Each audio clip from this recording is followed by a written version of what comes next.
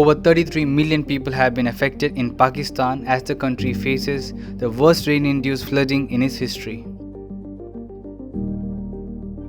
At least 1,061 people have died and another 1,527 have been injured since June from rains and floods.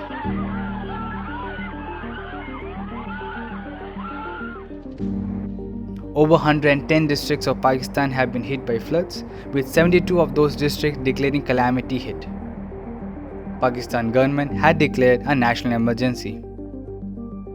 Sherry Rahman, the Pakistani climate change minister, said that the recent floods threatened to leave a third of the country, an area roughly the size of Britain, underwater.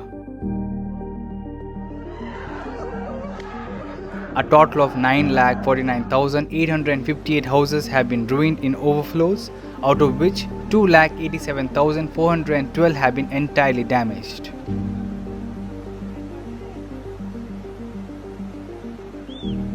Pakistan Prime Minister Shehbaz Sharif announced a $45 million relief fund for the flood-hit Balochistan province. PM Sharif had called a multi-party meeting on August 29 to mull over the future course of action with regard to devastation caused by the floods and heavy rains nationwide.